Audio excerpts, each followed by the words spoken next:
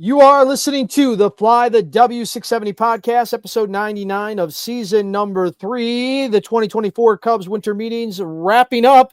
Don't forget to listen, download, review, and most importantly, subscribe to the podcast. Follow on all the socials, Fly the W670 on Twitter, Instagram, and Fly the W on Facebook, or email us at flythew670@gmail.com.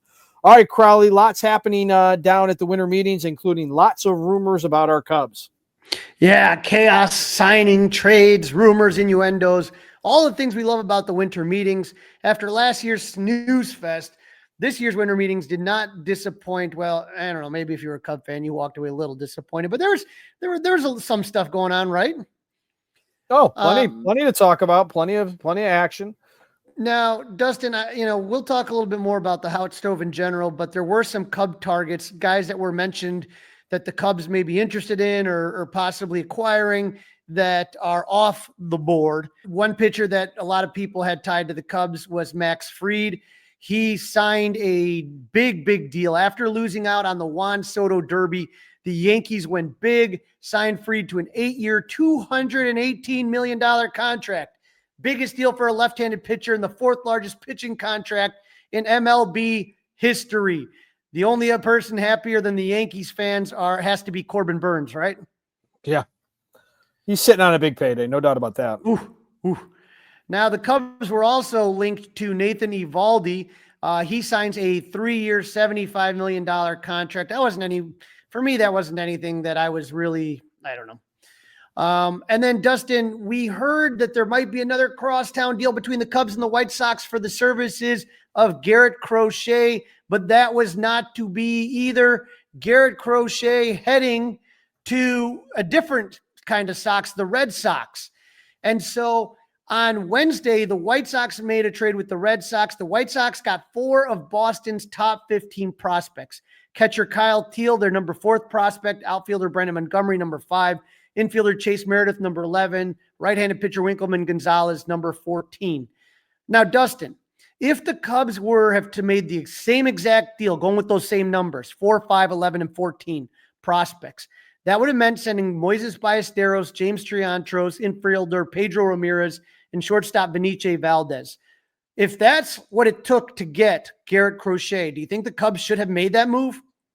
Well, absolutely, but that's not what Jim Callis told us this morning on the Mully and Haw show. So now we didn't go that deep. We talked about the top end, so the Kyle Teal and Braden Montgomery part of it, and he said that was like either Shaw or Owen Casey, like Kyle Teal's right in between those guys, and then, one of James Triantos, those kind of guys. See, to me, that seems pretty high up there as far as I'm saying, as far as the top, if for the Cubs top 2 compared to the Red Sox top 2 that went. That's what Jim Callis told us. I'm not going to disagree with Jim Callis, but based on what you just said, based on the numbers, it's a no-brainer. Now, we knew there would be a Cubs tax, right? There'd be a Cubs tax for sure. I would have given that up in a heartbeat, wouldn't you have?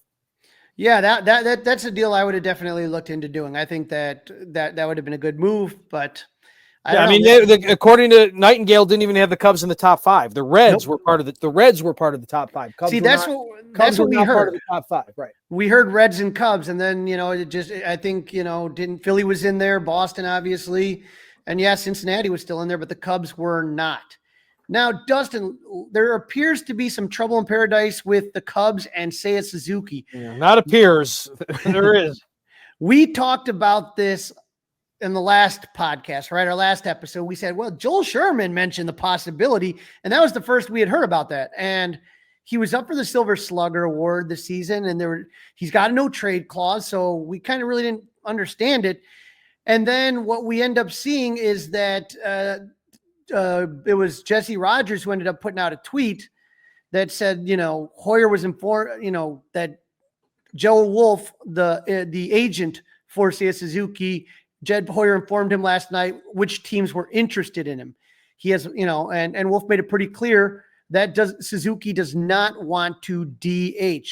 So when Joe Wolf talked to reporters on Tuesday about Seiya waiving his no trade clause, he said, quote, Jed has been very communicative about it. I talked to him last night.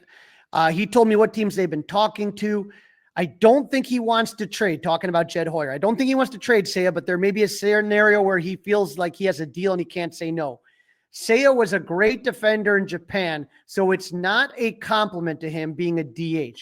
I think if he was posted in Japan and teams were presenting to him their opportunities and they said, you could come here and be our full-time DH, I don't think he would have signed with that team. So, Dustin, from August 16th to the end of the season, Suzuki made 37 starts, 36 of them as a designated hitter, only one in the field. Dustin, he doesn't want a DH. And if he doesn't want a DH, okay, I get it, but then there's a problem. And so he is willing to waive his no trade clause for certain teams. Well, if you're that upset and you're that unhappy, then I think you better make it a little broader, because what would you guess? Seattle, the LA Dodgers, and the New York Yankees? I mean, that's who he's willing to get traded to. Well, okay, great. I mean, give me a break. It's probably not happening. So if he's that unhappy, he's going to have to spread a wider net. I mean, he was just awful defensively. He was bad last season. Last season was his worst. And Dustin, when we got Seiya Suzuki, we were sold that he was a Gold Glover in Japan and this and that. And he's not the worst, but it just seems he's not that great. He's not a Gold Glover by any stretch of the imagination in MLB. And he makes some really bad errors at the really worst times. I mean, terrible decisions. Yeah. Now, here's the thing, though. When you look at Seiya and you look at his OPS leaders as an outfielder, right? This is in the last 2 seasons combined, minimum 800 plate appearances. Seiya Suzuki is the 5th best hitting OPS outfielder. It's Aaron Judge, Ronald Acuna, Juan Soto, Kyle Tucker, and then Seiya Suzuki. So he is clearly the best hitter on the Cubs team. It's just a matter of if he doesn't want to DH. I think Dustin, there's a little bit more to this as well. I think that Seiya Suzuki's contract comes up in 2 years, and the market's a lot more if you can play outfielder than if you're a DH. I think that's part of it too. Yep, no doubt about it. Because there's more money involved, right? And again, as a DH, you're also looking for slug, right? Mm-hmm. And there's not quite enough slug there. I mean, I think that old Big Papi model of DH, I don't think you need as much slug to that, but I think his on base plus slug, you saw what it was. I mean, he maybe not home runs, but doubles and extra base hits. He's right up there. So I would say that I think it's just a matter of, it's not the best thing for his career, but it's not like his numbers went down when he was the full-time DH. In fact, his numbers were phenomenal. Yep. So I don't know. But a name on that list, slightly above Seiya Suzuki's, is Kyle Tucker. And that has to be one of the most exciting rumors to come out of the winter meetings if you're a Cub fan. Similar to what happened with Juan Soto, the Astros may be looking to trade Kyle Tucker before he hits free agency after the 2025 season. Tucker's will turn 28 when the season starts. He's a left-handed hitter, Dustin, with some pop. He slashed 289, 408, 585. How about this, Dustin?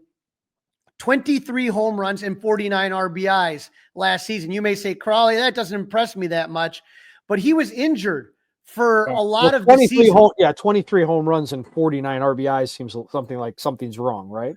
Right, but if you take a look at the amount of games he played, he had a really bad fracture in his shin. And so he basically was out from June until September.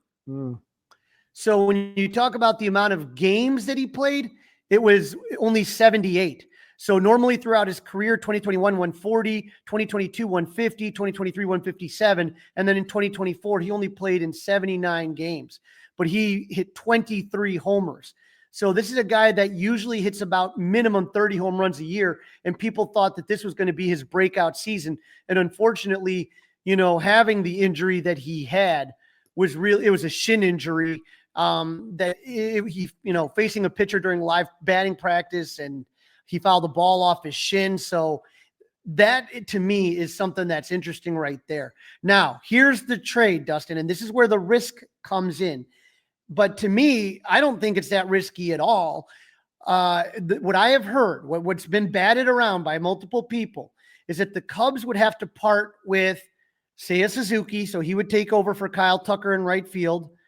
Isaac Paredes, the Astros really wanted Isaac Paredes last season, and the Cubs were able to make the deal that got him there. Houston finished second in the deal. And the thing about Isaac Paredes is that he is a dead pull home run hitter. But so if you have those Crawford boxes that come in to a dead left foot, like all his home runs, Dustin, are to the left field side. Right. So if you got the Crawford boxes, he's going to absolutely crush there. And then they would have to give up the 2024 first round draft pick Cam Smith, who rocketed through the Cubs minor league system. So what they're trying to do here, what Houston's trying to do, Suzuki replaces Tucker. Paredes would play third, anticipating they don't sign Alex Bregman. Paredes only has 2 more years before he becomes a free agent. Cam Smith would then take over third base when Paredes would hit free agency, right? But I can live with that trade. I can live with that trade. I can't live with, like Ben Brown or somebody like that being put in there, not for 1 year of control.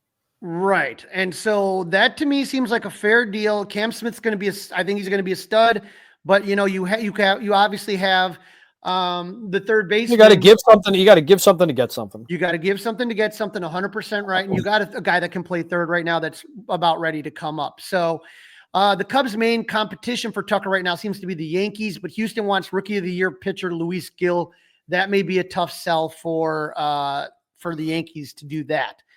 Now, one of the big things winter meeting wise is Scott Boras. Now, as far as Scott Boras, I didn't hear, I don't know if you did, too many of the limericks or any of that kind of stuff, but obviously, I heard some of the quips from him. Not as fun as usual, but yeah, not really Cubs centric as well. But he talked a little bit about 2 of his clients, one of them being Cody Bellinger. Here's what he had to say about Cody. Jed told us that they have some roster configuration issues they're going to examine, and that's really all that they said to us. Talking a lot about it, and whenever a player is in this situation, there's always an expectancy, but we also know that where Cody's at in his career, what his contract is, that I think he's going to be going to a very competitive team if it happens, and if he stays in Chicago, that'll be a place he's very welcome. So at this point, they're trying to work on roster configuration, but Boras is doing what he does. He speaks out of both sides of his mouth. Look, if he goes somewhere, it's going to be a competitive team, right? We know that. And if he goes, if he stays with the Cubs, he'll be happy. This is a report from John Heyman, Odyssey and 670, the Score Insider. Cody Bellinger would be a great fit for the Yankees. He's very good at first base and very solid in center field too, but there's a gap on the money. Cubs don't want to eat any of it. Yankees think they should. Bellinger is guaranteed $52.5 million over 2 years with an opt-out after 2025.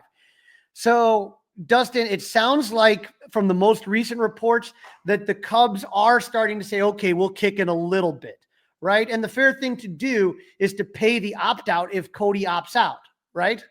Mm-hmm. You expect not a big return if you trade Cody Bellinger.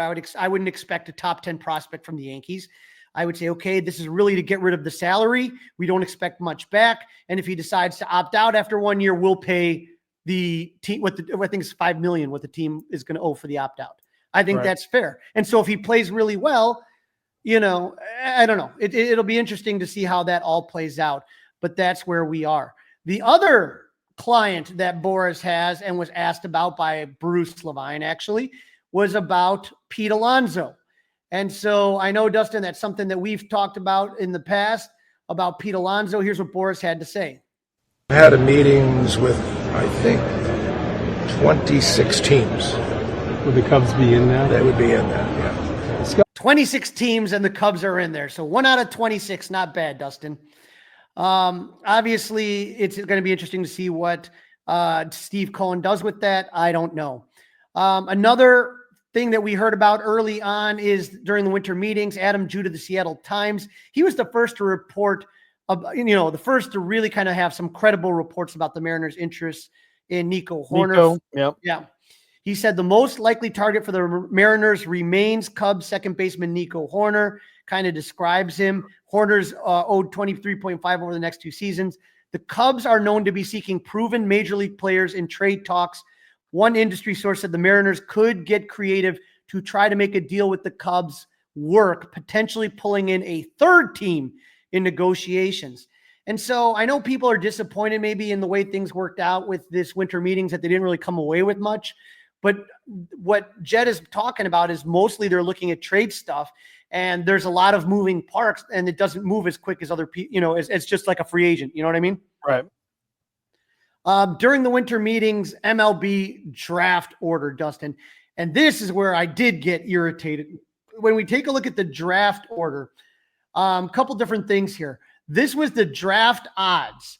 The Cubs had not a great chance, right? A 0.7% chance to get the first pick overall. So it should have been Rockies, Marlins, Angels, Washington, Toronto, and then it kind of moves down, Pittsburgh, Cincinnati, Texas. So the Cubs were not in a really good, didn't have the good odds to get it, right?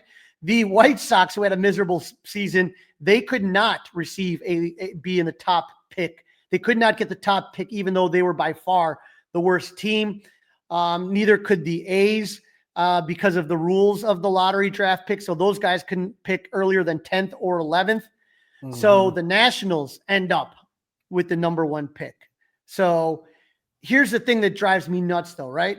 If you take a look at this graphic, right, a team that had very slightly percentage point better than the odds were the evil St. Louis Cardinals. But when the numbers got picked, the Cardinals are going to be drafting 5th, while the Cubs aren't going to draft until much later in the round. What are we talking about? 17th? 17th, yep. 17th. So the Cardinals had a huge jump. Cardinals should have been about 15, 16. They end up 5th. How the hell does that happen, Dustin? Yeah, it's a fouled up system. There's no doubt about that. Well, I mean, I like the fact that they're trying not to reward teams for tanking. That's kind of the whole purpose of this. And so when you look at it, I'm just happy. Like I said, I'm just frustrated that the Cardinals just got lucky is basically what happened.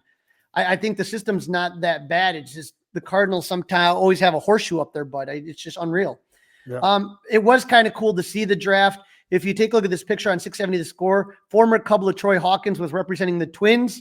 Miggy Montero, my guy, was representing the Diamondbacks, and the Hall of Famer Fergie Jenkins representing the Cubs. Unfortunately, like I said, just didn't go the Cubs that way. The Rule 5 draft, the Cubs took Gage Workman he's from the Tigers AA roster during the first round. As a Rule 5 pick, Workman has to spend the entire 2025 season at the big league level. If not, he has to be offered back to Detroit before being able to option him. He's a left-handed batter and an infielder, which the Cubs are looking for, right? /280, 366, 476. So good numbers in AA. He hit 18 home runs, 29 doubles, drove in 89 runs. He was also a high school teammate of Brennan Davis. So wow. They've seen this kid, obviously scouting Brennan. So they've seen Gage. So this is a guy that also has some speed. So I'm kind of excited about this. And I think what that may mean is we may not have to see much of Miles Masterboni. Well, I'm all for that. You know that. So if this is the Miles Masterboni replacement, sign me up. Now, one thing that irritated me, we did hear about Dansby's injury. Dustin, it was a sports hernia. Last time we talked, it was we heard core muscle injury. And this is what Jed Hoyer said. He kind of kept it to himself. Truly, we didn't have a good sense of it. It wasn't really until the very end of the season, like after the season, where he wanted to go see a specialist and told us, hey, I want to get this fixed. So we were surprised, candidly, which is fine. That's his personality. He was going to play, but clearly he was feeling something. Dustin, that's not okay to me. If you're the highest paid player, and I know he wants to play and he's Mr. Iron Man, tell somebody that something's going on. Take a couple extra days off. This is ridiculous. You're hurting the team by doing this. Period. And you're hurting the team, and you're batting higher than you should be batting, right? If you're not telling anybody what's going on. Yeah, I agree. I mean, I don't think it was the difference in the Cubs making the postseason or not, or anything like that. But maybe something could have been done for sure. Yeah, I'm just irritated about it. So whatever, it is what it is. So I think that there's still a lot of seeds that were planted here that we're going to see. It wouldn't surprise me if by the next time we record, Cody Bellinger is a Yankee. It wouldn't surprise me if by the time we record next time that Kyle Tucker may be a Cub. So definitely some. How would you feel if both Cody Bellinger and Seiya Suzuki were not on the Cubs the next time we talk? Just it depends what the Cubs plan on do. You know what I mean? Here's the thing. Today, the Mets introduced Juan Soto. Yep. Right? And so here's the thing. The Yankees made that trade, a risky trade for them that they made. And when Soto's free agency came up, they made every effort to get him. You couldn't have done much more. The Yankees were offering Soto one of the biggest contracts in professional sports history. He decided not to take it. For whatever reasons, we'll never really know, I don't think. But they wouldn't give him a suite, Crawly. We wouldn't give him they would give him the Mets would give him a suite. And this is a headline. Okay. This is a headline that I saw that I just loved. Okay. The Mets would take care of his family. Right. I heard the 400, I heard there was issues about security with some of his people. Whatever. Either way, so he wanted like a bot. Listen, you've got all that money. Hire a bodyguard. Okay, hire detail. Whatever it was, you can't be mad at the Yankees organization. So if you sit there and you make the deal for Kyle Tucker, and you're telling me, Dustin, that you're going to let him walk next season, then I'm going to be pissed. If the Cubs made every legitimate effort to re-sign him, then I'm okay with a move like this. You have to make a move. We can't just sit here static. Crap or get off the pot. One of the two things. So I wouldn't mind that deal, and that would mean that then you have Kyle Tucker playing right field, and now you have money. Maybe you go for another pitcher. Maybe you go for Pete Alonso as a DH. Either one of those things you can do. So no, I don't have a problem if either of those guys are no longer on the team. You are listening to episode 99, season number 3 of the Fly the W670 podcast, the Cubs winter meeting wrap up. Don't forget to listen, download, review, and hey, most importantly, go ahead and leave us a 5-star review. All right, Crawly, in this segment, we're going to talk a little bit about what Craig Counsell had to say to the media while down in Dallas. Yeah, while we were recording last time, Craig Counsell was speaking to everybody, and but he was asked about where he kind of stood this winter as far as the Cubs offseason.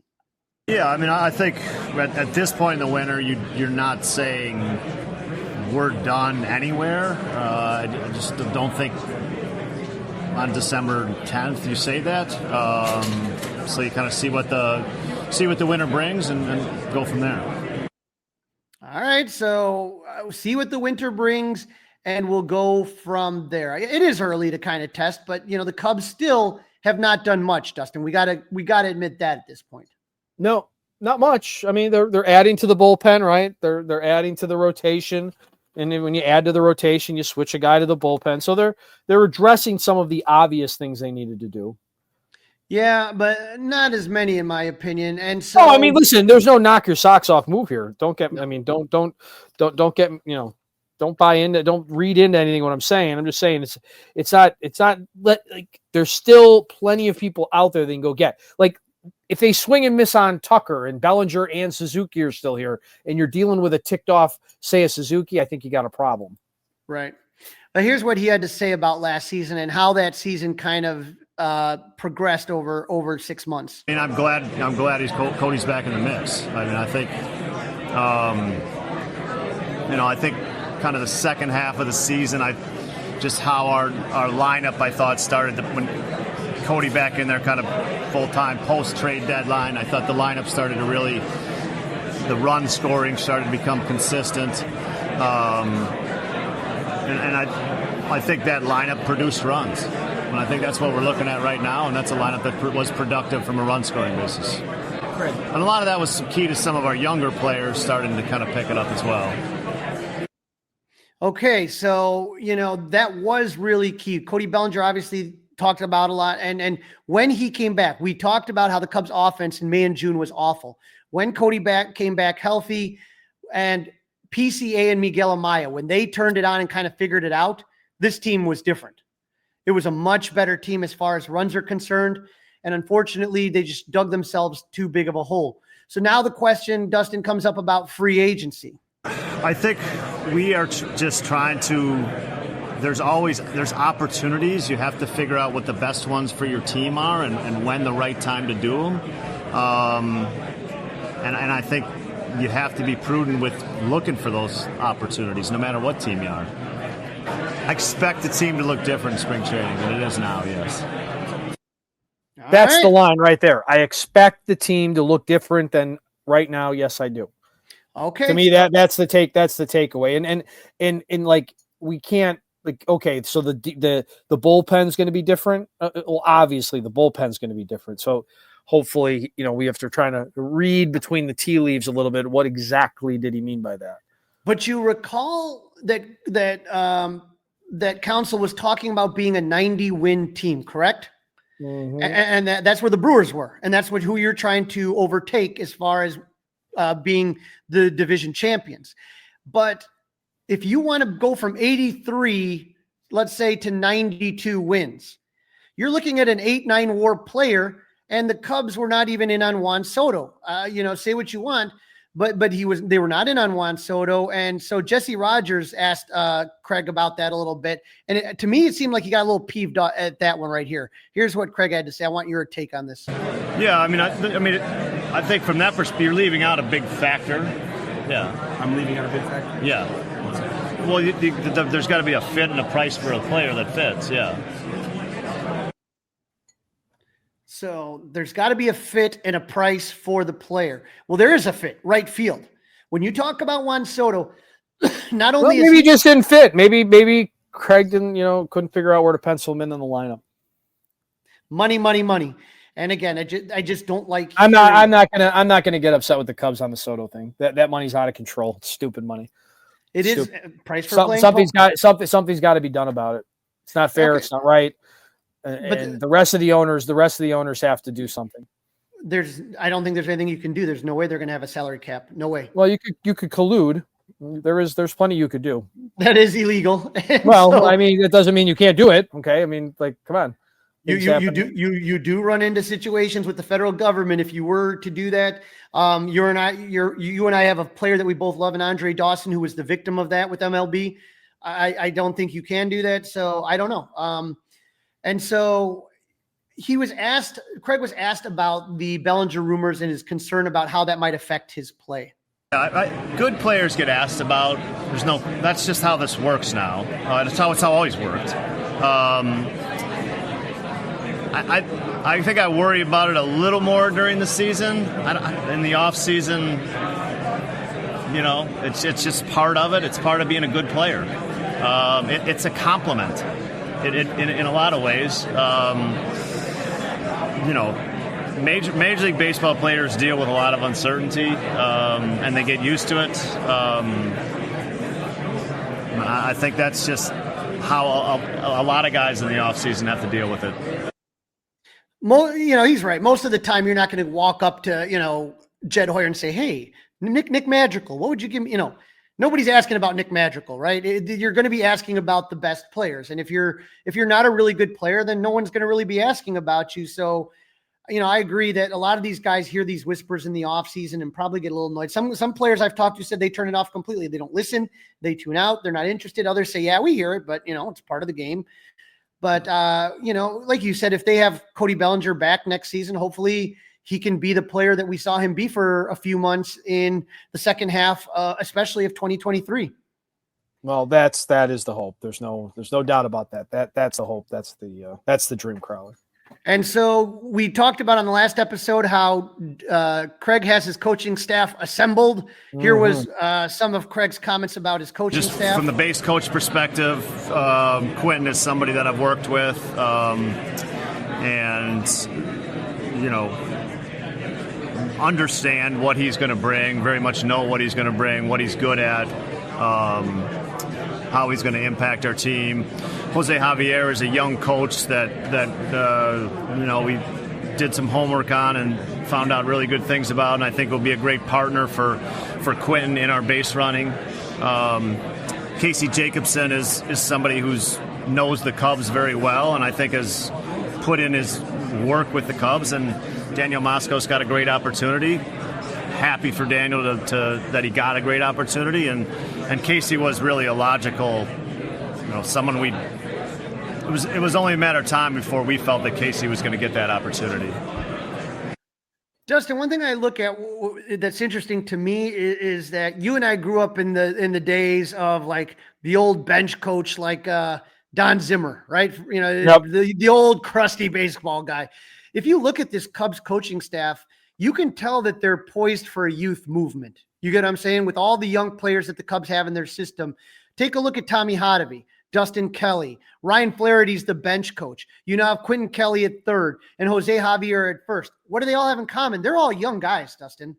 I mean, I would say we're probably older than all of them. Right. I mean, so when you look at these guys, hopefully they can, they can relate to the players better. I think it's a different generation. And so it's just different than when you and I grew up in baseball, because the bench coach was always, like I said, some old crusty guy. And, it'll be interesting to see, but I love who the fact toiled in the, back and forth from the minors and all that jazz. Yep, of course. I love the fact that they have two guys to focus on base running at their first and third base coach in Kelly and Jose Javier. The amount of stupid base running mistakes, Dustin, last year drove you and both of us up the wall, all Cub fans. There's a stat called toot plan, thrown out on the bases like a nincompoop. It is a swear to God, it is a stat, and the Cubs were right up there. The amount of times that they got just dumb base running errors drives me nuts. I want that cleaned up. One of the things that you talked about earlier, Dustin, is the bullpen, something that has to look different. And Craig Counsell was asked about his bullpen. I think the bullpen is it's a every GM will tell you the same give you the same answer with that, but it's ultimately for us right now it's depth that's we're attacking it with. It's just trying to have enough answers and not get in a situation where you don't have depth and you don't have answers because of whatever happens. And then waiting for the right opportunity if something comes up to attack in a different way. Yeah, I don't know if I think we want the quality is the most important thing, and I think we found some guys that we think can pitch that are going to be. I mean, leverage is. I think you're talking about quality essentially, like the guys we're going to go to in the late innings with leads. And I think we found some guys that we have confidence in doing that. They didn't have much experience, and they had a lot of success doing it last year. So, Dustin, obviously, last year, when he talked about depth, that was the key thing. He was talking about searching for answers if you don't have depth. When you think about it last year, April and May, you lost Julian Merriweather. You lost Adbert Alzolay. Hector Neris was an absolute train wreck. And so now you have to look for answers. Who is it?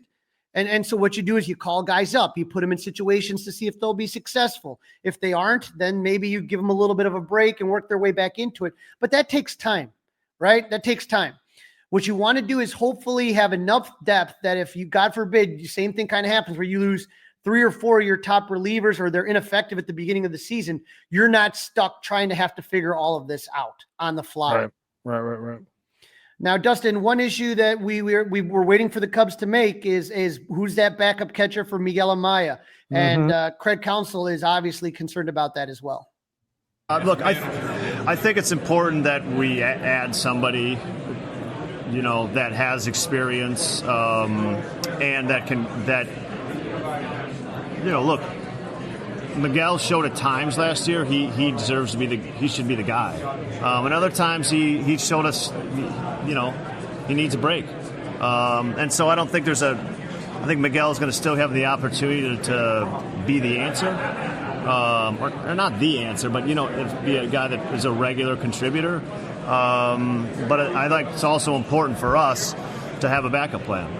And I think we're gonna make sure we have a really good plan for that. That's the part that kind of has me confused, Dustin. What is the plan? There were many catchers, backup catchers available on the market. And now the 1, 2, 3, 4, 5, 6 out of the top 6, there was a clear divide between the top 3: Kyle Higashioka, Travis d'Arnaud, and Danny Jansen. Now the next 3 are Carson Kelly, Yasmani Grandal, and Elias Diaz. Yasmani Grandal does nothing for me. Absolutely zero. That's what I'm telling you, is that, you should have been all over this as quickly as possible.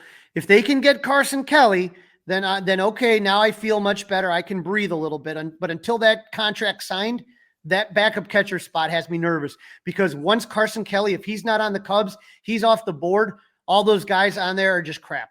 The rest. Yep. It's literally, like I said, a lot of former Cubs on here. Martin Maldonado, negative 2.3 WAR on here. Tucker Barnhart, Yan Gomes, like you said, Yasmani Grandal. These are just bad names. So you better get this Carson Kelly situation dealt with.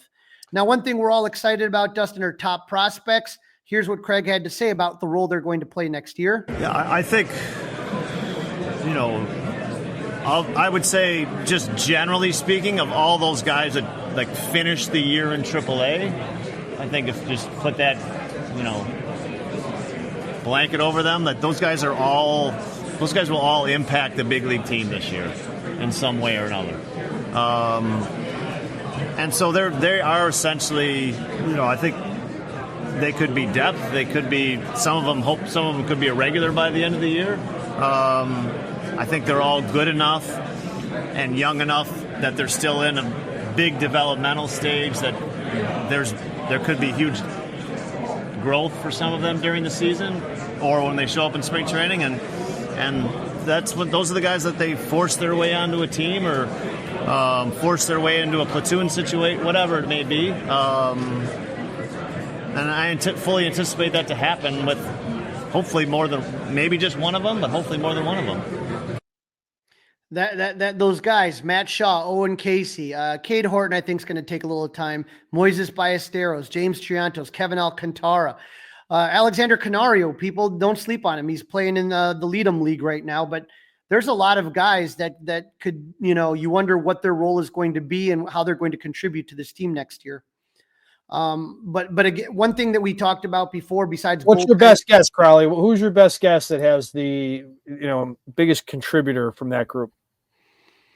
Really depends on what they do with right field. Well, of course. I mean, right. But I'm just saying right now, Owen Casey is blocked. So he would be the guy that I would say would be first. So to me, Matt Shaw would be the guy that you would say would probably be the first man up. Okay. I would agree that it's Shaw. Craig was asked about the bench, and here's what he had to say about the bench.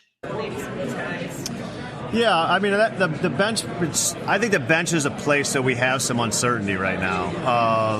It's with the young position players and kind of the guys that finished, on the field kind of mostly every day last year.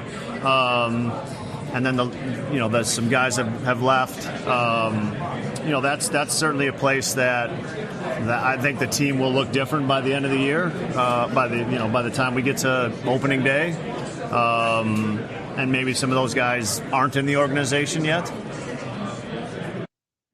So yeah, you think about guys like Patrick Wisdom, Nick Madrigal, guys that had like a big bench role, they're gone. So that bench has to be remade and hopefully remade better. Well, maybe that's the Rule 5 guy, right? Yep, we'll see what happens. We will see what happens. You're listening to the Fly the W670 podcast. Don't forget to listen, download, review, and subscribe. And most importantly, leave us a 5-star review. Time to go around the bases, Crawly. Give you Cubs news, of course, and news about former Cub players. And we are going to go around the league and hit on some more winter meeting news. And a former Cub has changed sides of town. Yes, sir. Winter meeting hot stove edition. How about this one? Mike Talkman, the Palatine Pounder, signed a 1-year, $1.95 million deal with the White Sox. How about this, Dustin? He gets a $250,000 relocation bonus if he's traded. And he also has an additional $1 million in bonuses. So, it's good to see that he gets to stay around the area, and happy for him. Again, I honestly, for $3 million, I'm not saying it's big money, especially, compare what they're throwing around, but I don't, I'm not that devastated about Mike Tauchman not being on the Cubs next season. No, but I mean, again, who's the fourth outfielder, right? I mean, again, do you want Mike Tauchman who can sit down and stand up, or do you want Owen Casey in that role and having opportunities taken away from him? I think there are other people that you can get for cheaper, is what I would believe, for a fourth outfielder. All right. Former White Sox Jake Berger traded from Miami to Texas for 3 minor leaguers. Dustin, we talked earlier about maybe Nico getting involved in a good old-fashioned 3-team swap. The Guardians had one. They traded Gold Glove second baseman Andres Jimenez for right-handers Nick Sadlin and right-hander Nick Sadlin to the Jays in exchange for first baseman, second baseman Spencer Horwitz, minor league outfielder Nick Mitchell. And then on Tuesday afternoon during the winter meetings, they flipped Horwitz later on to the Pirates in exchange for left-hander Jeff Hardley, Pittsburgh's number 17 prospect. And so they got a whole bunch of minor leaguers. Alex Cobb, 1 year, $15 million with the Tigers with performance bonuses. Thairo Estrada gets a 1 year, $3.25 million deal with the Rockies. Very good. Now, we found out that Shohei Ohtani, this isn't, shocking, but he will not pitch in Tokyo. Obviously, disappointing though. I mean, not necessarily, wow, where did that? I can't believe it, but there was some hype around that, right? There definitely was some hype, but when he hurt his shoulder stealing base in Game 2 of the World Series, that we knew was going to happen. Why was he stealing again? He's trying to win. Okay. But he did have a left shoulder surgery last month, and that interrupted his rehab from right elbow surgery long enough that the Dodgers won't push him to be ready to pitch for the season opening series in Tokyo. Obviously, Cubs fans, Sox fans, baseball fans are going to be excited. I wish I was going. But David Roberts told the media that as far as Shohei, unfortunately, it's very unlikely. I just don't see us starting the clock in March. To think that we would keep that continuously going through October, then that would call for a break or reprieve in the middle of the season. So I don't know. I still think it's unlikely. Dustin, since Ohtani came to the Major Leagues in 2018, the only time he played in Japan was the World Baseball Classic in the spring of 2023. He's still going to hit. He's just not going to pitch, but that would have been really cool. But the Dodgers, as much as we're all hyped about the Tokyo series, they want to repeat as World Series champs. And, you're not going to sit there and rush Shohei Ohtani. You know how it takes guys a little bit to ease back into the pitching role. So he'll still play, just won't pitch. How about the other potential Japanese pitcher coming to the States? A posting decision, right? Yeah, Roki Sasaki. Roko Sasaki, we heard from, again, Joel Wolf, who is also Seiya Suzuki's agent. It was interesting, right? He said that Roko has paid attention to how teams have done as far as their overall success. He's watched a lot of Major League Baseball, and he especially has paid attention to what his World Baseball Classic teammates have done. He's talked to a lot of players, foreign players that have been on his team with Chiba Lotte. So he's talked to American players that are over there. And so I think that it's interesting that he's very, looking into it. They talked about this year. He had some shoulder inflammation, shoulder soreness, but nothing serious. The process going forward, Wolf will meet with Sasaki over the next few days, map out a schedule to meet with teams hopefully next week. The number of teams to meet is not yet known, but everyone should be in on this. He's going to cost you very little. $600,000 to $700,000 is all he's going to cost you. Every team should be sending in their packets. I know the Cubs already have. Sasaki is expected to travel back to Japan prior to the Christmas holidays. So teams, again, are doing this. Now, Dustin, I was happy to hear this. The first round of meetings will be held in a central location, so the teams can travel to him rather than him traveling all over the country. Once those suitors have been narrowed down, he will likely then visit the remaining cities at a future point. So thank God he's not coming to Chicago right now in this cold. Oh, boy. Yeah, that would make anybody, the most hardened Chicagoan does not like this weather. No. Did you hear? But you remember Seiya Suzuki? They think they met him in California, and they're like, "Oh, it's not that bad in the winter." Right. So right. Yes, that helps him. As far as the relationship with you, Darvish, Wolf said, I would assume that would be a team he would seriously consider. Obviously, a West Coast, a good team. His relationship with Darvish is private between the two of them, and how much that will weigh in his decision making, we'll have to find out. This has to do with Cubs fans have to pay attention to this. Is it an attraction or an obstacle to play on a team with Japanese players? Wolf said it's different for every single player. Each player is unique in how they feel about it. And I think it also matters on the player that is already on the team. How much do you reach out to Japanese players? How are they perceived by this particular Japanese player? And then it just varies player to player. Dustin, I think we as Cub fans saw that the difference in personality between Seiya Suzuki and Shota Imanaga is night and day. You can't just assume that all Japanese players are all the same. They're different. And so, and again, it does, just because you're a Japanese player who played with other Japanese players, maybe maybe Roki doesn't like Seiya Suzuki, or maybe he doesn't like Shota Imanaga. We don't know. But I think it's different by player, and we saw that. When asked about if a West Coast move is more ideal, he said he never brought that up. He said, I think 5 or 10 years ago, it weighed a little bit more, but now you can get a flight direct from Japan to most of the major cities in the U.S. Right.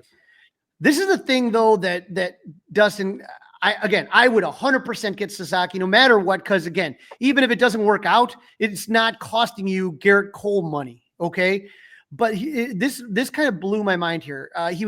Wolf was asked if Sasaki would consider a small to mid-market team. He said, yes, absolutely. I think there's an argument to be made that a smaller mid-market team might be beneficial for him as a soft landing coming from Japan, given what he's been through, not having an enjoyable experience with the media.